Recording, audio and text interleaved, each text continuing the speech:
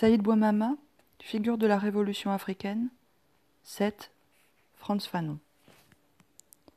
Le peuple, qui au début de la lutte avait adopté le manichéisme primitif du colon, les blancs et les noirs, les arabes et les roumis, s'aperçoit en cours de route qu'il arrive à des noirs d'être plus blancs que les blancs, et que l'éventualité d'un drapeau national, la possibilité d'une nation indépendante n'entraîne pas automatiquement certaines couches de la population à renoncer à leurs privilèges ou à leurs intérêts. Frantz Fanon, Les damnés de la terre, 1961. Tous les facteurs ayant conduit à la maturation de la conscience anticoloniale, aux premiers assauts et enfin aux premières victoires contre un système d'oppression qui semblait invincible, convergent dans la pensée de Frantz Fanon, 1925-1961. Dans sa trajectoire peuvent se lire les interactions entre l'Amérique noire, l'Afrique noire et l'Afrique du Nord, entre l'intellectuel et le militant, entre la pensée et l'action, entre l'idéalisme et le pragmatisme, entre l'analyse individuelle et le mouvement collectif, entre la vie psychologique et le combat physique, entre nationalisme et panafricanisme, entre la question du colonialisme et celle du néocolonialisme. Fanon publie son premier livre, Peau noire, masque blanc, 2 ans avant Dien Bien Phu, et écrit son dernier ouvrage, Les damnés de la terre, en 1961, au moment où les pays africains accèdent à l'indépendance. Le colonialisme ayant commencé sa mue entre ces deux dates, la pensée de Fanon évolue, s'enrichit, intègre de nouvelles dimensions souvent inédites. Concevant la théorie comme indissociable de l'action, Fanon est allergique au dogmatisme. Il cherche des réponses concrètes aux questions nouvelles qui se posent au peuple colonisé. Malgré sa courte existence, il est terrassé par une leucémie à l'âge de 36 ans. Fanon est un auteur prolifique et d'une extraordinaire fécondité. La décérébralisation coloniale du peuple. En 1956, dans une lettre au ministre résidant en Algérie, Fanon explique les raisons de sa démission de son poste de responsable du service psychiatrique de l'hôpital de Blida.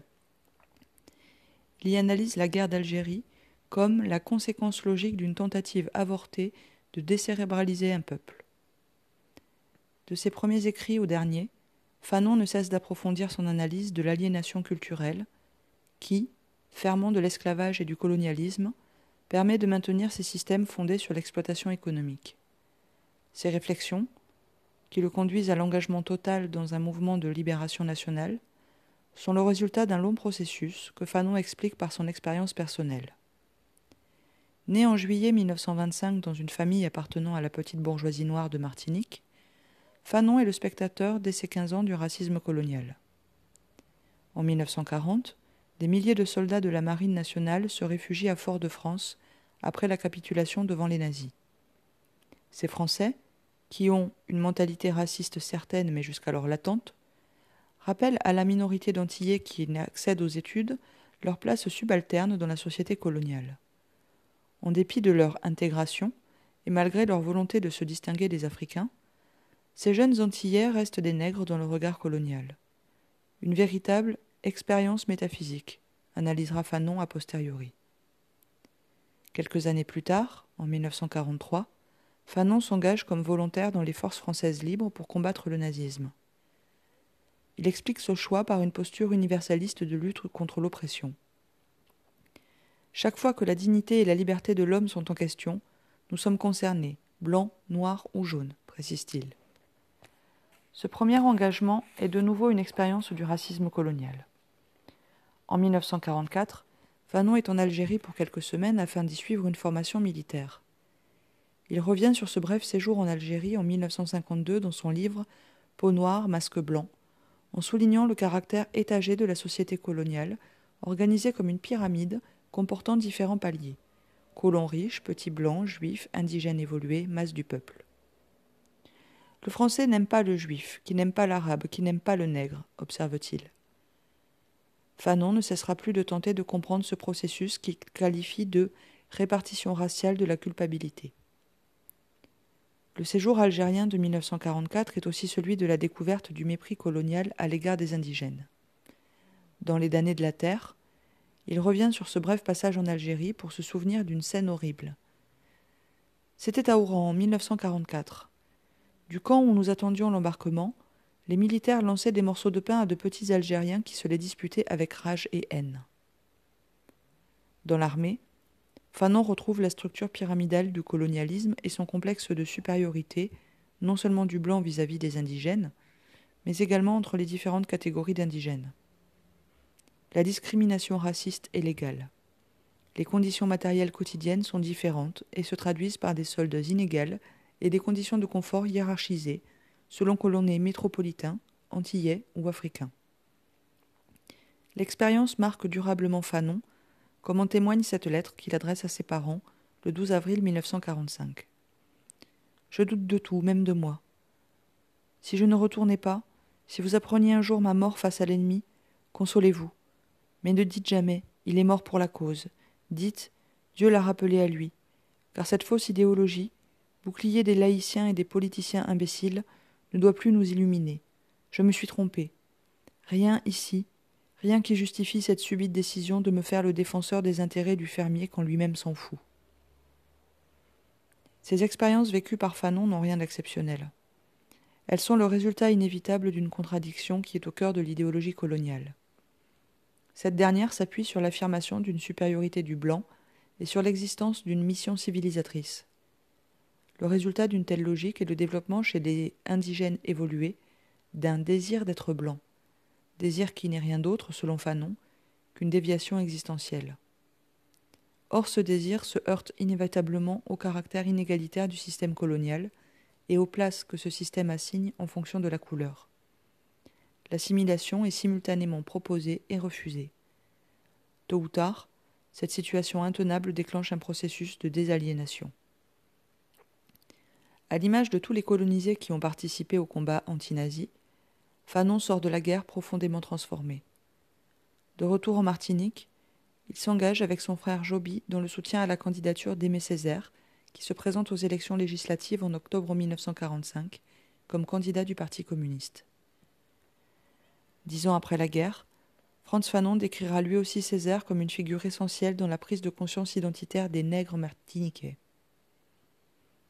Chez tout Antillais, avant la guerre de 1939, il n'y avait pas seulement la certitude d'une supériorité sur l'Africain, mais celle d'une différence fondamentale. L'Africain était un nègre, et l'Antillais un Européen. Après 1945, l'Antillais a changé ses valeurs. Alors qu'avant 1939, il avait les yeux fixés sur l'Europe blanche, alors que pour lui le bien était l'évasion hors de sa couleur, il se découvre en 1945 non seulement un noir, mais un nègre, et c'est vers la lointaine Afrique qu'il lancera désormais ses pseudopodes. L'Antillais en France rappelait à tout instant qu'il n'était pas nègre. À partir de 1945, l'Antillais en France rappellera à tout instant qu'il est nègre. Spectateur de cette transformation du rapport à soi-même, Fanon théorise l'aliénation liée à la couleur produite par l'esclavage et la colonisation. L'Amérique noire, l'Afrique noire et l'Afrique du Nord sont reliées par la volonté commune de penser la désaliénation. Dès lors, ces efforts de compréhension se concentreront sur l'aliénation coloniale, sur ses traductions identitaires, mais aussi sur les résistances qu'elles suscitent. Cette recherche influence tant ses choix professionnels que sa trajectoire intellectuelle. Le colonialisme comme système. Poursuivant des études à la faculté de médecine de Lyon, Fanon s'intéresse logiquement aux activités et mobilisations anticolonialistes. On le retrouve ainsi à la direction du journal étudiant Tam Tam, dont le numéro unique connu, daté du 21 février 1949, attire l'attention des militants de la revue Présence africaine. Les années lyonnaises de Fanon sont aussi marquées par l'activité militante anticolonialiste, aux côtés des étudiants communistes, rappelle son principal biographe, David Macy, en précisant qu'il n'en a cependant jamais été membre. Enfin, ce sont des années d'intense lecture, comme en témoignent le nombre et la diversité des ouvrages cités dans Peau noire, masque blanc. On y trouve des références et des citations empruntées aussi bien à la littérature qu'à la psychanalyse, la psychiatrie, le marxisme ou la philosophie existentialiste très en vogue à l'époque. Le choix de s'orienter vers la psychiatrie est cohérent avec son questionnement sur l'aliénation et sur ses traductions identitaires et culturelles. Fanon brouille, dès ses premiers travaux, les frontières entre médecine et politique dans un effort de prise en compte des conséquences psychologiques d'une oppression subie. Son premier article, Le syndrome nord-africain, paraît dans la revue Esprit en février 1952. Fanon constate la similitude des pathologies sans lésion des immigrés maghrébins.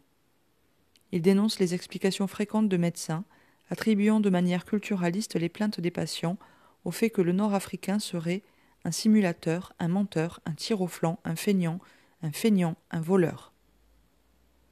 Il apporte à l'inverse une explication matérialiste, en resituant les symptômes constatés dans une vie d'oppression, ayant pour effet que la première rencontre avec lui-même se fera sur un mode névrotique, sur un mode pathologique.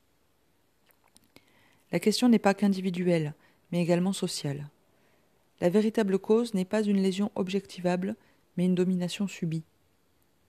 La même approche caractérise son livre Peau noire, masque blanc, paru la même année. Il y analyse les conduites identitaires de honte de soi des Noirs comme résultat de la domination coloniale. Il demeure évident que pour nous, la véritable désaliénation du Noir implique une prise de conscience abrupte des réalités économiques et sociales. S'il y a complexe d'infériorité, c'est à la suite d'un double processus, économique d'abord, par intériorisation, ou mieux, épidermisation de cette infériorité ensuite. Dans ce premier livre, Fanon critique sans complaisance les approches culturalistes dominantes. Il reproche par exemple à l'ethnologue et psychanalyste Octave Manoni, auteur de l'ouvrage Psychologie de la colonisation, de voir dans le complexe d'infériorité quelque chose de préexistant à la colonisation. Pour lui, au contraire, les comportements identitaires des colonisés sont le résultat de la relation inégalitaire coloniale. Celle-ci plonge le dominé dans une situation névrotique, se traduisant par une haine de soi. Dès lors, la solution réelle consiste à conscientiser son inconscient, à ne plus tenter une lactification hallucinatoire, mais bien à agir dans le sens d'un changement des structures sociales. La dénonciation de l'aliénation culturelle par Fanon emprunte aux analyses de Césaire. Son approche anticulturaliste et matérialiste le conduit à critiquer l'approche senghorienne dans ce qu'il appellera en 1961 les limites de la négritude. La négritude, pour Fanon, est certes une étape dans le processus de désaliénation, mais elle n'est qu'une étape, destinée à être dépassée. Ce moment est celui de l'antithèse affective, sinon logique, de cette insulte que l'homme blanc faisait à l'humanité. Si la négritude est nécessaire, compte tenu du déni généralisé qu'est la colonisation, elle devient vite un enfermement si elle oriente le colonisé vers un nouvel essentialisme. La négritude est un moyen nécessaire au cours du processus d'émancipation et non une fin. L'enfermement dans ce moment et dans ce moyen conduit à une quête éperdue d'un passé à jamais révolu. Il mène vers un illusoire renouement culturel et, de ce fait, éloigne du combat pour le changement du présent. Pour Fanon, il n'existe pas plus d'essence blanche qu'il n'existe d'essence noire. Seule existe une condition noire historiquement située. Le problème envisagé ici se situe dans la temporalité. Seront des aliénés nègres et blancs qui auront refusé de se laisser enfermer dans la tour substantialisée du passé. Pour beaucoup d'autres nègres, la désaliénation naîtra par ailleurs du refus de tenir l'actualité pour définitive. En aucune façon je ne dois tirer du passé des peuples de couleur ma vocation originelle. En aucune façon je ne dois m'attacher à faire revivre une civilisation nègre injustement méconnue. Je ne me fais l'homme d'aucun passé. Je ne veux pas chanter le passé aux dépens de mon présent et de mon avenir. Il n'y a pas de mission nègre. Il n'y a pas de fardeau blanc. Je ne suis pas esclave de l'esclavage qui déshumanisa mes pères. Le nègre n'est pas plus que le blanc. Le colonialisme est un système, écrit Jean-Paul Sartre en 1956. C'est ce système, insiste Fanon, qui a une base économique et qui produit les idéologies, les conduites identitaires et psychologiques qui permettent sa reproduction. La simple inversion de ces conduites, comme par exemple l'affirmation d'une supériorité du noir en réponse au discours raciste de la colonisation, ne suffit pas à sortir du système, car celui qui adore les nègres est aussi malade que celui qui les exècre, et qu'inversement, le noir qui veut blanchir sa race est aussi malheureux que celui qui prêche la haine du blanc. Sortir de la domination suppose une action de destruction du système lui-même. Reprenant une phrase de Marx, Fanon appelle à l'action. Il ne s'agit plus de connaître le monde, mais de le transformer. La liaison entre la pensée de l'oppression et la lutte pour l'émancipation, entre la pensée et l'action, est une autre force de Fanon. Il sera à la fois un intellectuel et un militant.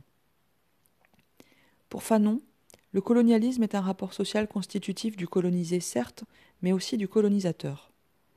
L'infériorisation est le corrélatif indigène de la supériorisation.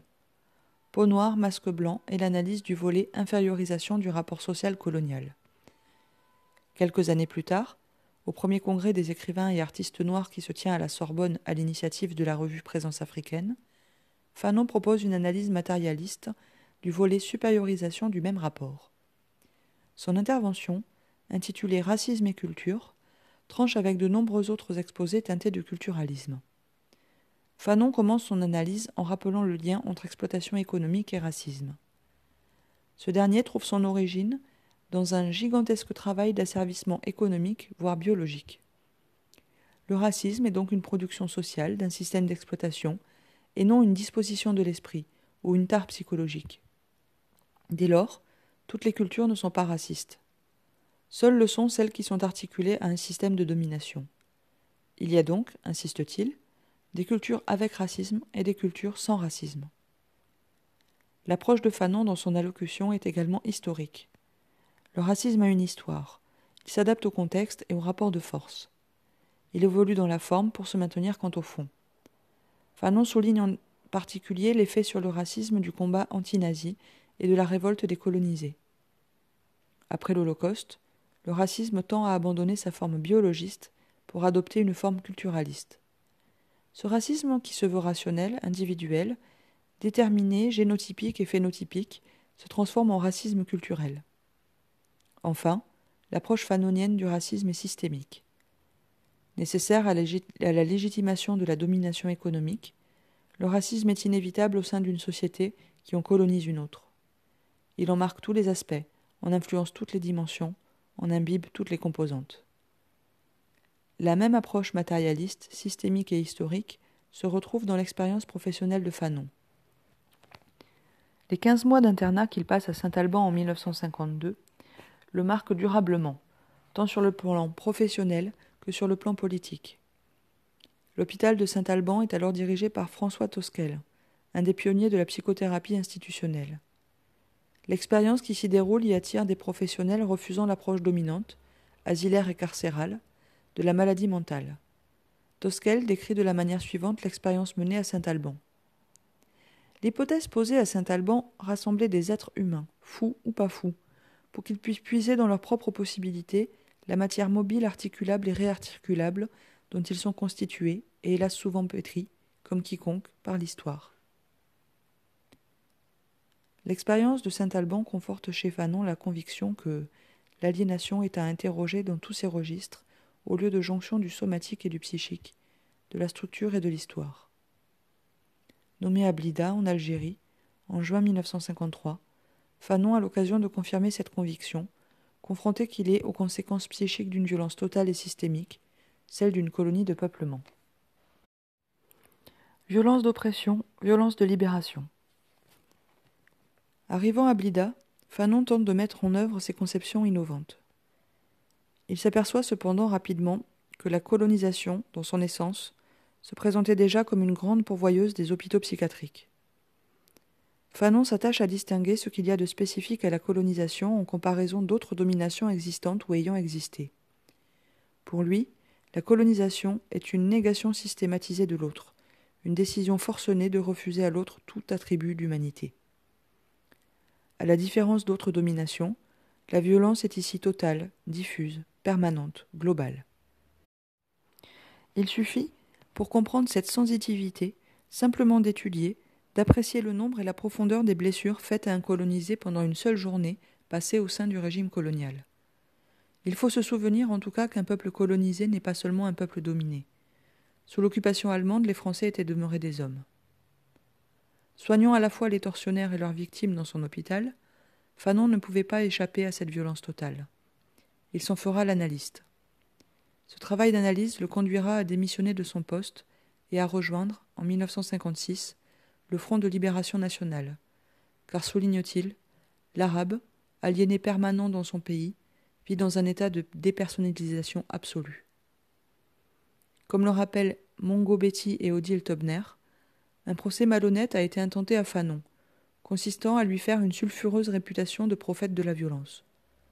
Or, la violence en système colonial n'a pas besoin de prophète, et Fanon se contente de la décrire telle qu'elle est déjà à l'œuvre. L'analyse de la violence des colonisés sous toutes ses formes est inséparable pour Fanon de l'analyse de la violence du système colonial également multiforme. La première est une conséquence logique de la seconde. Oublier ce point de départ conduit à inverser l'ordre de causalité entre les deux violences ou à établir une symétrie entre elles. Fanon ne cessera de réaffirmer et d'illustrer cette idée centrale. En premier lieu, il donne de multiples exemples du caractère consubstantiellement violent du colonialisme. Dans un article sur la torture, publié en septembre 1957, il souligne que celle-ci est une modalité des relations occupant-occupé, et qu'en conséquence, on ne peut à la fois vouloir le maintien de la domination française et condamner les moyens de ce maintien. S'adressant aux démocrates français, 3 mois plus tard, Fanon ironise sur l'attitude consistant à prendre prétexte du terrorisme du FLN pour justifier une absence de soutien à la lutte de libération nationale. Ainsi, la lutte d'un peuple pour son indépendance doit être diaphane si elle veut bénéficier de l'appui des démocrates. Ces prises de position donneront lieu à une première systématisation de la question de la violence dans l'allocution de Fanon à la conférence d'Accra sur la paix et la sécurité en avril 1960. Intitulée « Pourquoi nous employons la violence ?», son intervention commence par ce rappel fondamental. Le régime colonial est un régime instauré par la violence. C'est toujours par la force que le régime colonial s'est implanté. C'est contre la volonté des peuples que d'autres peuples plus avancés dans les techniques de destruction ou numériquement plus puissants se sont imposés. Je dis qu'un tel système établi par la violence ne peut logiquement qu'être fidèle à lui-même, et sa durée dans le temps est fonction du maintien de la violence.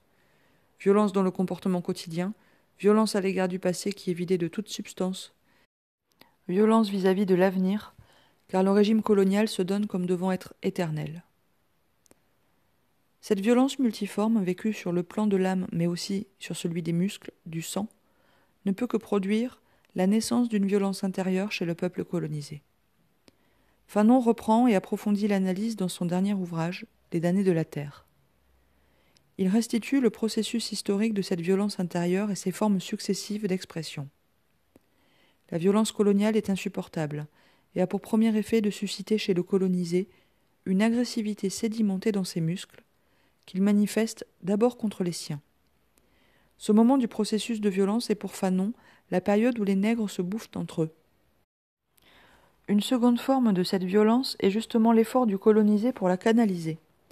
En d'admirables pages, Fanon décrit le rêve, la danse, la transe et la possession comme des tentatives d'émancipation imaginaire quand l'émancipation réelle n'est pas encore envisageable. Le cercle de la danse est un cercle permissif. Il protège et autorise.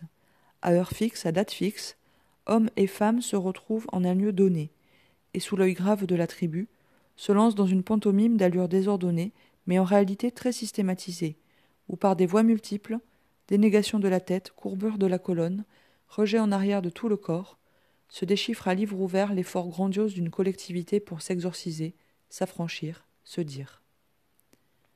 Ces premières formes de la violence du colonisé ne sont pas inquiétantes pour le colonisateur. Il faut attendre que des conditions politiques précises soient réunies pour que de nouvelles voies, de nouveaux pôles d'investissement soient disponibles. Les partis nationalistes, souligne Fanon, rechignent à la violence. Ils en appellent à une lutte légale et non violente. Ce faisant, ils mettent pourtant en mouvement le peuple en lui démontrant que le colonialisme n'entend que les leçons du rapport de force. Le dirigeant, très souvent, se préoccupe surtout de montrer ses forces, pour n'avoir pas à les utiliser.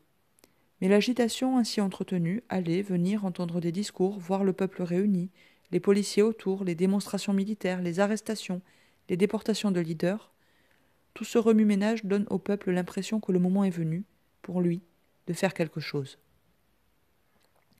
Bien sûr, les répressions sont au rendez-vous, mais celles-ci, loin de briser l'élan, scandent les progrès de la conscience nationale. À cette phase de l'expérience populaire, 2 alternatives sont possibles. Soit une force politique nationaliste canalise cette violence et organise la lutte armée, soit au contraire, cette force n'existe pas et nous avons la situation kenyane. Les leaders nationalistes, dans ce dernier cas, se désolidarisent de la violence populaire. Le dirigeant nationaliste, souligne Fanon en faisant référence à Jomo Kenyatta, affirme hautement qu'il n'a rien à voir avec ces Momo, avec ces terroristes, avec ces égorgeurs. Il se présente aux forces colonialistes en interlocuteur disponible pour entamer des négociations. Ayant expliqué le processus d'émergence et de développement de la violence du colonisé, Fanon s'attache à en décrire les effets sur les colonisés eux-mêmes. Selon lui, la lutte armée a sur le peuple un effet de remodelage mental, de reconquête de la dignité et de réaffirmation d'une personnalité des aliénés. La chose colonisée devient homme, dans le processus même par lequel elle se libère. La violence n'est ainsi pas seulement un moyen inévitable compte tenu de la nature du colonialisme. Elle est aussi libératrice, au sens où elle libère le colonisé de son complexe d'infériorité, de la violence destructrice contre lui-même et contre les siens. Au plan individuel, la violence désintoxique et libère le colonisé des attitudes contemplatives et désespérées. Au plan collectif, les changements suscités par l'engagement dans une lutte armée sont également énormes. Dans son livre « L'an 5 de la Révolution algérienne », publié en 1959, Fanon décrit dans le détail les multiples métamorphoses d'un peuple en mouvement, en l'occurrence le peuple algérien. Remise en cause des tabous familiaux, abandon de structures sociales archaïques, introduction de la radio dans les mechtas afin de pouvoir écouter les émissions du FLN, utilisation des pratiques médicales contemporaines, jusque-là tenues à distance par méfiance du colonisateur, etc. Engagée dans une lutte implacable, toute la société algérienne se restructure pour faire face aux nécessités de cette lutte. Paraphrasant Marx, Fanon explique l'ampleur des mutations suscitées par la lutte pour l'indépendance nationale. La thèse qui veut que se modifient les hommes dans le même moment où ils modifient le monde n'aura jamais été aussi manifeste qu'en Algérie. Cette épreuve de force ne remodèle pas seulement la conscience que l'homme a de lui-même, l'idée qu'il se fait de ses anciens dominateurs ou du monde, enfin à sa portée. Cette lutte à des niveaux différents renouvelle les symboles, les mythes, les croyances, l'émotivité du peuple. Nous assistons en Algérie à une remise en marche de l'homme.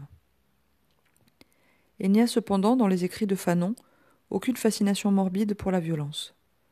Il ne fait que décrire la réalité qu'il a sous les yeux. Il ne fait que rappeler l'inefficacité de la violence coloniale contre l'aspiration à l'émancipation nationale d'un peuple. Il ne parle ici que des situations dans lesquelles la violence est imposée par le colonisateur. C'est le cas en Algérie comme dans de nombreuses colonies de peuplement, rappelle-t-il dans son discours d'Accra. Enfin, dans les damnés de la terre, il souligne que d'autres situations ont, par la lutte politique et le travail de clarification entrepris par le parti nationaliste, conduit leur peuple au même résultat. Même dans la situation algérienne, Fanon, parlant au nom du FLN, condamne certaines actions violentes tout en rappelant toujours l'origine véritable. Nous condamnons, le cœur plein de détresse, ces frères qui se sont jetés dans l'action révolutionnaire avec la brutalité presque physiologique que fait naître et qu'entretient une oppression séculaire. Il n'y a pas pour Fanon de choix binaire entre violence et lutte pacifique. Il y a simplement le résultat de circonstances concrètes et variables dans le temps. Pseudo-indépendance et bourgeoisie nationale. Qu'elle soit violente ou non, la lutte pour l'indépendance nationale ne peut être pour Fanon qu'une révolution, c'est-à-dire la destruction complète d'un système, et non son amélioration ou son aménagement. Seule une révolution peut, selon lui, anéantir les effets de la colonisation sur le colonisé. La libération réelle suppose donc une mise en mouvement des colonisés eux-mêmes. Elle ne peut être que leur œuvre. Elle est simultanément une lutte contre le colonisateur, un travail de transformation de soi et le développement d'une conscience et d'une culture nationale. La lutte d'un peuple colonisé le transforme, et ce faisant, ne peut laisser intactes ni les formes ni les contenus culturels de ce peuple. Il est dès lors vain et dangereux de vouloir restaurer une culture passée. Si les traditions ont pu être un instrument de résistance à un moment de l'histoire, leur signification évolue une fois le combat enclenché. La culture n'a jamais la translucidité de la coutume. La culture fuit éminemment toute simplification. Dans son essence, elle est à l'opposé de la coutume, qui, elle, est toujours une détérioration de la culture. Vouloir coller à la tradition ou réactualiser les traditions délaissées, c'est non seulement aller contre l'histoire, mais contre son peuple. Quand un peuple soutient une lutte armée ou même politique contre un colonialisme implacable, la tradition change de signification. Ce qui était technique de résistance passive peut, dans cette période, être radicalement condamné. La culture nationale, comme la nation, n'est pas une notion fixe et éternelle. Elle est histoire et mouvement. Elle se bâtit en permanence, au cours de ses combats, en prison, devant la guillotine, dans les postes militaires français investis et détruits. La critique s'adresse explicitement à certains leaders des pays d'Afrique subsaharienne française qui, tout en parlant abondamment de retour aux sources culturelles africaines, de négritude, d'authenticité, votent à l'ONU avec leurs anciens colonisateurs contre la revendication d'indépendance nationale du peuple algérien. Dans un texte daté d'avril 1958, au titre évocateur « Décolonisation et indépendance », Fanon met en évidence la différence entre la décolonisation promue par De Gaulle pour l'Afrique subsaharienne et l'indépendance nationale à laquelle aspirent les peuples. La véritable libération n'est pas cette pseudo-indépendance où les ministres à responsabilité limitée voisinent avec l'économie dominée par le pacte colonial. La libération est la mise à mort du système colonial, depuis la prééminence de la langue de l'oppresseur et la départementalisation, jusqu'à l'union douanière qui maintient en réalité l'ancien colonisé dans les mailles de la culture, de la mode et des images du colonialiste. La décolonisation n'est pas synonyme d'indépendance.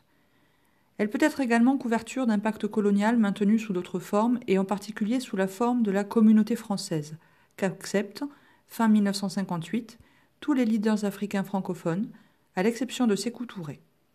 Fanon analyse les facteurs qui conduisent à ces pseudo-indépendances. Il réintroduit la question des classes sociales et de l'attitude que celles-ci adoptent dans le processus d'émancipation. Un des effets du système colonial est d'empêcher l'émergence d'une bourgeoisie nationale de type industriel ayant intérêt à un développement économique indépendant. Le colonialisme façonne la bourgeoisie dite nationale pour ses propres intérêts. Au sein de cette bourgeoisie nationale, on ne trouve ni industriel ni financier. La bourgeoisie nationale des pays sous-développés n'est pas orientée vers la production, l'invention, la construction, le travail. Elle est tout entière canalisée vers des activités de type intermédiaire. Être dans le circuit, dans la combine, telle semble être sa vocation profonde. La bourgeoisie nationale a une psychologie d'homme d'affaires, non de capitaine d'industrie. Pour éviter l'indépendance réelle à laquelle aspirent les populations colonisées, le colonialisme concède une décolonisation qu'il confie à cette bourgeoisie nationale inféodée.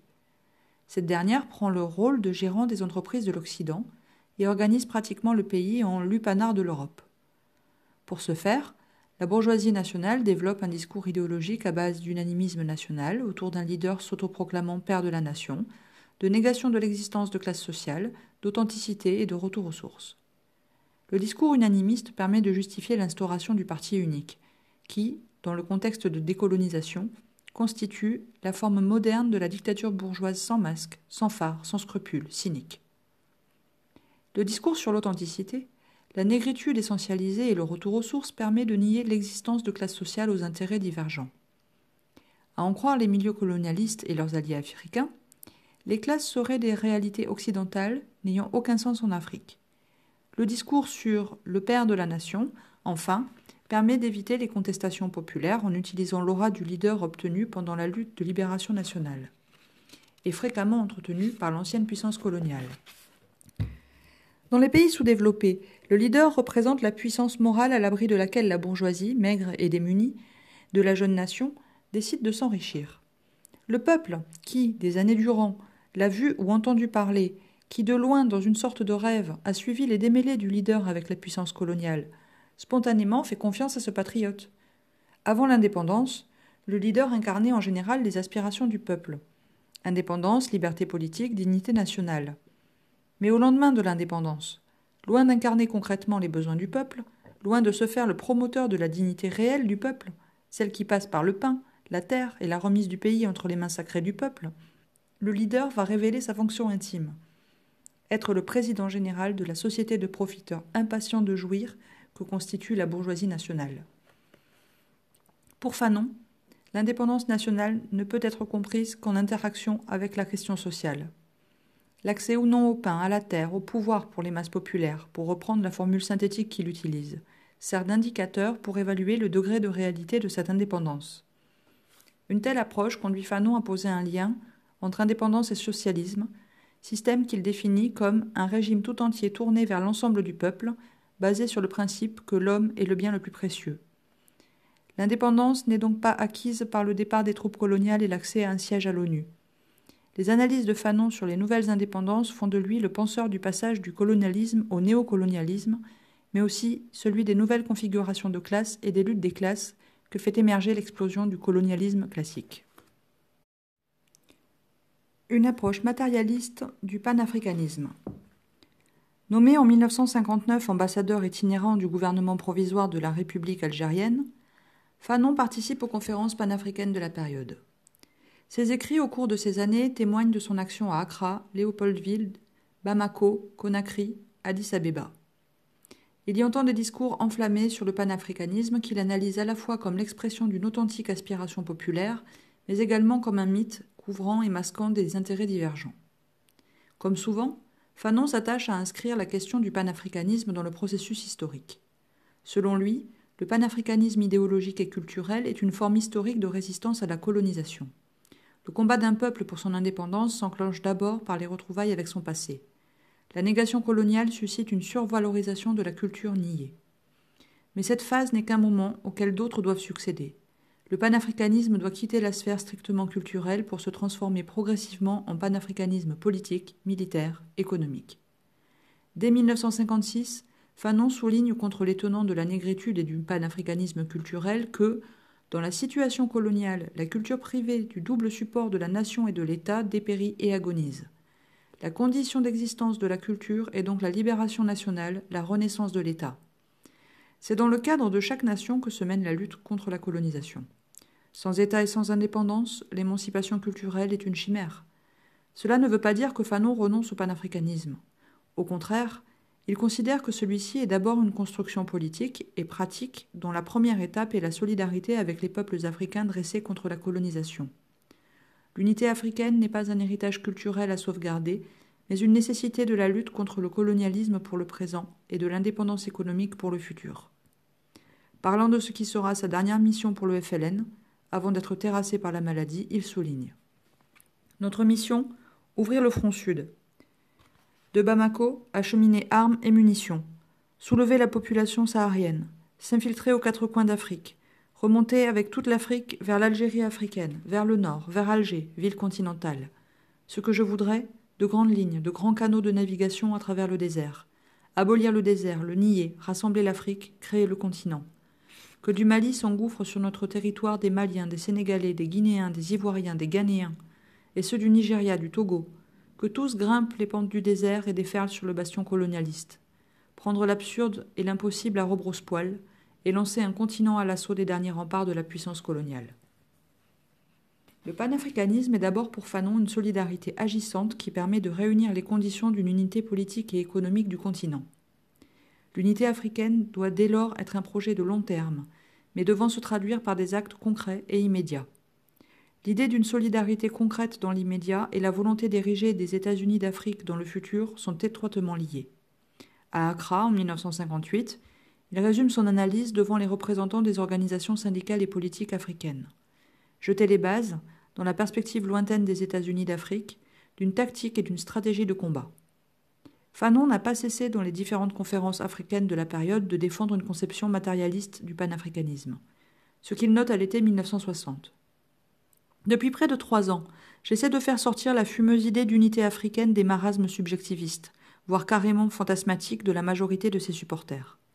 L'unité africaine est un principe à partir duquel on se propose de réaliser les États-Unis d'Afrique sans passer par la phase nationale chauvine bourgeoise avec son cortège de guerre et de deuil.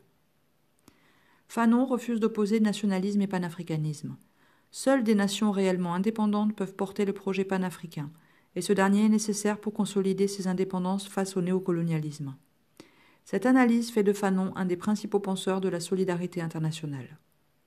L'assassinat de Patrice Lumumba en janvier 1961, voir chapitre 8, est l'occasion pour Fanon de mettre en exergue la distance encore énorme qui sépare l'idéal panafricain et l'action concrète des chefs des jeunes États africains. L'unité panafricaine se construit au Congo par la solidarité active avec les nationalistes congolais, analyse-t-il. Le combat de ces derniers pose la question de l'indépendance de toute l'Afrique sudiste, c'est-à-dire des colonies portugaises, de la Rhodésie et de l'Afrique du Sud. C'est parce que leur lutte dépasse de loin la seule question congolaise que Lumumba a été assassiné, avec la complicité des chefs d'État africains, analyse Fanon. Le grand succès des ennemis de l'Afrique, c'est d'avoir compromis les Africains eux-mêmes. Il est vrai que ces Africains étaient directement intéressés par le meurtre de Lumumba. Chef de gouvernement fantoche, au sein d'une indépendance fantoche. Quelques mois avant sa mort en décembre 1961, Fanon laisse pointer son inquiétude sur le devenir du continent. Le colonialisme et ses dérivés ne constituent pas, à vrai dire, les ennemis actuels de l'Afrique. À brève échéance, ce continent sera libéré. Pour ma part, plus je pénètre les cultures et les cercles politiques, plus la certitude s'impose à moi que le grand danger qui menace l'Afrique est l'absence d'idéologie. Les ouvriers mécontents subissent une répression aussi impitoyable que celle des périodes coloniales. Syndicats et partis politiques d'opposition sont confinés dans une quasi-clandestinité.